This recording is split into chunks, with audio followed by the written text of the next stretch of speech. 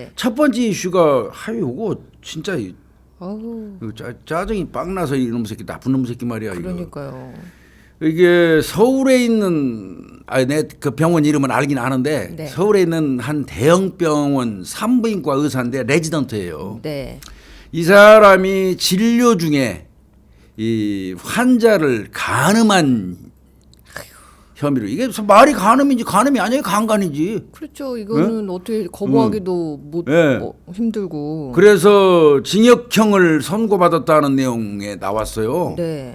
예, 서울중앙지방법원에서 요 판결문 나온 걸 보면 요 이제 이 산부인과 이 레지던트 의사는 피보호자 간음 혐의. 그렇죠. 예, 의사니까. 피보호자 이제 그 치료를 받으러 온 사람은 보호를 받아야 될 피보호자거든. 그 사람을 보호해야 될 책임이 있는 의사가 예. 간음을 해버린 거거든. 그러니까 이제 그걸로 적발이 돼가지고 징역 3년 선고받았다는 거예요.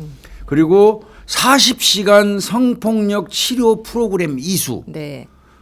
그리고 이제 아동 청소년 관련 기관 또 장애인 복지시설 같은데 이런데 취업 제한 5년 이제 명령을 했다. 네네. 근데 뭐 징역 3년 떨어진 거는 실형 산다손 치더라도 또 항소심 가가지고 집행유예로 빠질 수도 있어요. 합의되면. 그렇죠. 뭐 형량은 그렇다 손 치더라도 취업 제한이 5년이거든요. 네. 5년 취업 제한 끝나면 이 사람도 취직할 거 아니에요. 그러니까요. 이게 의사 면허를 완전히 취소시킬 수 있는 거는 뭐 진단서 같은 거를 위변조 한다든지 네. 뭐 이런 것만 이렇게 몇 개가 정해져 있어요. 되게 한정적이죠. 굉장히 까다로워요. 근데 이제 뭐 허위 진단서 학생이라든지 뭐 이런 거는 당연히 의사 면허 취소해야죠. 그러니까 이제 그런 거 빼고는 뭐 이 사람도 5년 동안 취업 제한이 풀리면 다시 형 살고 나와서 취업할 수 있죠. 그렇죠. 그래서 이제 그런 부분도 솔직히 말해서 걱정돼요. 근데 나는 산부인과 의사가 특성상 그 여성을 다 볼 수 있는 그런 위치에 있잖아. 그렇죠. 근데 그런 놈이 그런 짓을 한다면 이거 의사를 내버려 두는 게 맞는지 저는 그러니까요. 같은 일을 계속 지금. 의문스러워요. 그러니까 이렇게 비유하면 좀 그렇긴 한데 그냥 고양이한테 계속 생선을 맡기는 격이잖아요. 그러니까 얼핏 보면 그런 생각이 들잖아요. 예를 들면 토끼한테 뭐 생선을 맡긴다 이러면 위험성이 없잖아요. 풀만 먹는 놈이니까. 네. 근데 이 생선을 원하는 고양이한테 계속 맡기는 격이 이거는 아니에요? 좀 생각을 해봐야 돼. 그래서 참 의사면허 취소 관련된 것들은 논란이 상당히 많이 있기는 해요. 근데 그렇죠. 또 뭐 혹자는 그래요. 의사 한 사람 만들어내는데 걸리는 시간, 비용 이걸 계산한다면 또 섣불리 의사 그 면허를 취소하는 게 옳지 않기 때문에 까다롭게 할 수밖에 없다 하는데. 근데 이제 어느 정도의 어떤 기준은 저는 있어야 될 것 같아요. 저도요. 지금 생선 맡기는 격은 안 맞는 것 같아요. 이게 늘 이제 사실은 교수님 말씀하신 것처럼 이 의사면허 관련돼 가지고 이게 조금 의사가 우리 사회 상류층이다 보니까 너무 관대한 처벌 아니냐 뭐 이렇게 얘기를 하면 또 반대 측 입장은 아니요 형법적으로 처벌을 받는데 직업적인 사적인 부분까지 제한을 시키는 건 너무 과도하다 이중 처벌이다 뭐 이런 논지인데 근데 저는 사회적으로 어떤 역할을 하는 사람일수록 그런 책임을 조금은 더 엄격하게 잣대를 봐도 되지 않을까. 맞아요. 예, 이런 생각이 도도의 들어요. 도덕성을 윤리성, 도덕성을 요구하는 게 맞지요. 그렇죠. 경찰이 그 비난 많이 받는 게 뭐예요? 경찰이 범죄 저지르면. 그죠, 경찰이 범죄를 막아야 될 경찰이. 그래서 더 가중 처벌해야 된다고 소리도 지르잖아요. 맞아요. 그거 비슷한 건데 여기 보니까 재작년이에요. 2023년 여름 7월 달에 네. 이 여성 환자가 내진한 내진실에서 내진실에서 퇴원을 앞두고 있는 이제 여성 환자를 돌보다가 추행을 해서 이제 근데 이제 보니까 네. 추행이라고 이게 쓴 게 맞지 않는 것 같습니다. 이 간음 그러네요. 말이 들어갔으니까 그렇죠. 이건 예. 삽입이거든요. 그 그렇죠. 성범죄에서 정말 간음이니까. 강간의 기수 시기를 결정하는 그게 삽입이잖아요. 삽입. 그렇죠. 예, 삽입이 이루어졌다는 이야기가 되거든요. 그렇죠. 그러면 강간이에요 거의. 그렇죠. 피보호자 간음 혐의라고 했지만 뭐 죄명은 그렇지만 처벌은 또 뭐 세요. 이제 본인은 뭐 환자 몸에 삽입한 거는 그 기구래요, 기구. 지가 진료를 위한 행위였다고 이제 이건 우겨요, 얘는. 자기 신체가 아니었다 이거죠? 그렇게 얘기를 하는 거예요. 그 장비가 삽입된 건데 이 환자가 착각을 하고 이런 거다 이렇게 그 우겼지만 예. 재판부가 판단을 내린 어떤 근거가 있어요. 이게 뭐냐면 피해자가 네. 사건을 인지하고 곧바로 구조 요청을 했어요. 소리 질렀어요. 도와달라고. 예, 그래가지고 그 소리를 듣고 간호사 2명하고 전공의 1명이 들어왔다는 거예요. 이게 첫 번째고요. 네. 두 번째, 범행 이후의 조사에서 피해자하고 피고인의 DNA가 검출이 됐어요. 이건 뭐 거의 빼도 뭐 빼박이에요, 이건. 객관적인. 예. 그리고 이제 이 피해자 같은 경우는 출산 경험이 있어가지고 네. 장비가 그 자기 몸에 들어온 건지 뭐 이런 거 구분 못할 정도 아니라는 거예요. 그렇죠. 저도 이 생각했어요. 그래서 이 퇴원을 앞두고 산부인과 진료를 받았으면 입원 기간 중에 계속해서 비슷한 뭐 기구를 이용한 내진이라든지 이런 그럼요. 거를 치료 여러 번 행위가 받았을 거란 있었겠죠. 말이에요. 그거랑 지금 다르니까 지금 이렇게 반응을 한 거 아니겠어요? 그렇죠. 그리고 그 당시에 이 진료실 내부에는 이 레지던트 의사하고 피해자만 있었고 네. 진료 의자 주변으로는 천정부터 바닥까지 이어지는 커튼이 쳐진 상태. 그러니까 완전히 독립된 공간으로 보인 거예요. 네, 네. 거의 항상 열려 있는 복도 쪽 진료실 출입문은 이 사건 당시에 닫혀 있었대요. 그러면 얘가 닫았을 가능성이 많죠. 그렇죠. 그래서 재판부가 이렇게 얘기했어요. 피고인은 산부인과 의사로 네.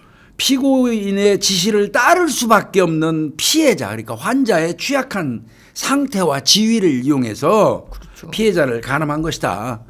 이 사건으로 피해자는 심한 정신적 충격을 받았을 걸로 보이고 정말 엄청난 거지. 그렇죠. 치료하러 갔다 강간당한 케이스 된 거예요. 이거. 맞아요. 범행의 수법과 경위로 볼 때 아주 죄책이 무겁다. 그렇지만 이제 뭐 전과 없다. 이를테면. 그리고 이제 나이, 뭐 성행, 환경, 범행의 방식, 범행 후의 정황 등을 고려해서 3년 줬다. 이제 이 얘기거든요. 네. 그런데 글쎄 이게 3년이 뭐 형량은 뭐 모르겠습니다. 뭐 3년에서 5년 내외 준다 손치들. 근데 이건 다르거든요. 그렇죠. 이거 일반 그 어떤 강간 사람들끼리. 사건하고 내가 믿고 가서 진료를 받고자 하는 사람한테 당한 거야. 그러니까 말 그렇죠. 그대로 피보호자 입장에서 당한 거하고는 경우가 많이 달라요. 그렇죠. 그럼 어떤 놈 이제 우리 말로 어떤 놈을 믿고 가는 거예요, 그거? 도대체? 그죠. 이러면 이제 병원 아파도 병원 진료 네. 불안해 갖고 받겠어요. 무서워서 가겠냐고. 누구를 네. 믿겠어 이거? 이런 이제 이거 불신을 초래하게 만든다는 거죠. 그렇죠. 그 절대 다수의 산부인과 의사들을 얼굴에 먹칠하고 절대 다수의 산부인과 그 진료 행위에 어떤 그 신뢰를 저하시키는 해버린 행위를 한 거거든요. 맞아요. 또 특히 교수님 그 산부인과 같은 경우는 이제 여성들이 진료를 보다 보니까 조금 여자 의사 선생님을 그걸 많이 더 선호하는 것 같더라고. 선호하니까 안 그렇지 않아도 그런 인식이 있는데 이 남자 의사가 이런 짓을 또 저질렀다 그러면 더 기피를 할 거 아니겠어요. 기가 막힌 얘기예요. 이거. 그러다 보니까 여전히 나오는 얘기가 네. 수술실과 진료실에 CCTV 설치 예, 문제. 예. 이 문제가 계속 도는 거예요. 그러게 말이에요. 근데 뭐 물론 뭐 장단이 있어요. 그렇지만 그럼에도 불구하고 이제 환자 측 입장에서는 수술실과 진료실 적어도 수술실에 네. CCTV가 있어야 되는 거 아니냐 이렇게 그죠. 주장하는 사람이 더 많더라고요. 왜냐면 내가 의식이 없으니까. 무슨 행위를 했어? 마취된 상태에서 의식이 없을 때 나를 어떻게 다루는지 그 자체도 궁금하잖아요. 그렇죠. 그런데 이제 그 개인 프라이버시 어쩌고 이제 이렇게 이야기하는데 근데 대다수의 개인 프라이버시를 얘기하시는 분들이 어떤 거를 전제로 하냐면 공개를 전제로 해가지고 그 말씀을 하시거든요. 그러게 말이에요. 프라이버시 문제를 예, 예. 공개가 돼야지 프라이버시가 침해되죠. 그렇죠. 그러면 공개가 안 되게 관리하는 거를 엄격히 하면 아무 상관없지 않습니까? 맞아요. 예? 그래서 저는 솔직히 해서 수술실 그 CCTV 설치하는 거 의무화해도 괜찮겠다는 생각을 개인적으로 하는 사람이거든요. 네네. 다만 거기에 조건을 붙인다면 그 CCTV 관리를 아주 제대로 할 수 있는 법적 근거를 지금 만들어 놔야 돼요. 엄격하게. 그래서 공개를 한다거나 유출된다거나. 이 유포를 했다 이러면 그냥 그 처벌은 엄청나게. 강하게. 그래서 관리만 명확하게 하고 촘촘하게 해놓으면 그게 공개돼 가지고 프라이버시가 침해될 이유가 없잖아요. 그러게 말이에요. 그래서 이제 그거는 좀 한번 여전히 아마 논란이 될 것 같고요. 이거 보다 보니까 요람을 흔드는 손인가 하는 영화 혹시 기억나요? 뭐예요, 교수님? 그 요람을 흔드는 손인가 하는 그 영화 보면은 예. 의사가 그 환자 그 예, 예, 성추행 뭐 예. 이렇게 해가지고 걸리니까 의사 자살하잖아요. 아, 근데 이제 그 자살하고 그러니까 그 아내가 꼭지 돌았어. 잘못이 없다고. 그래서 아내가 복수한다고 그러면서 그 자기 남편 그 고소했던 그 여자 집에 가사도움이 들어가가지고 막뭐 스릴러 막 그런 거 있었어. 아, 그 생각이 문득 봐야 되겠네요, 들더라고 교수님. 갑자기. 하여튼 뭐 이 부분 관련해서는 뭐 이 의사는 내가 생각할 이 그러니까. 진료 행위를 앞으로도 하게 해줘야 될 건지 이거 두고두고 논쟁거리가 될 것 같아요. 그러게 말이에요. 요런 부분이 있고요. 이게 DNA 나왔기 때문에 빼도 박도 빼박인 거예요. 그러니까요. 만약에 DNA 안 나왔으면 요 전자에도 요거 비슷한 사건이 있었거든요. 예. 그 무죄 났었거든요. 예? 무죄 났었습니다. 그렇죠. 이게 뭐 아니면 예를 들면 DNA가 나왔는데 그게 의료적인 행위 과정에서 어쩔 수 없다라는 거를 뭐 입증이 되던가 그런 게 지금 없으니까 이 재판부가 지금 그래도, 이거를 아주 확실한 증거로 본 거 아니겠어요? 네, 그래서 뭐 가늠하여 강간한 거 빼고 그냥 추행과 진료 사이의 어떤 구분은 정말 어려울 수도 있어요. 모호할 수도 있죠. 모호할 수 네, 있습니다. 네. 산부인과 관련. 그래도 믿어야 되겠죠. 그렇죠. 의사를 믿지 않으면 또 환자는 치료할 수 없잖아요. 그렇죠. 이 치유의 1번은 의사와 환자 사이의 신뢰래요. 그럴 것 같아요, 진짜. 네. 신뢰가 전제되지 않으면 절대 완치는 불가능하대요. 그러니까 이제 그런 부분에서는 의사하고 서로 환자하고 믿고 신뢰하고 가야 되는데 이런 놈들이 쭉쭉 나서 갖고 그러니까요. 그 공부 열심히 해서 가서 겨우 요따우 짓이나 하려고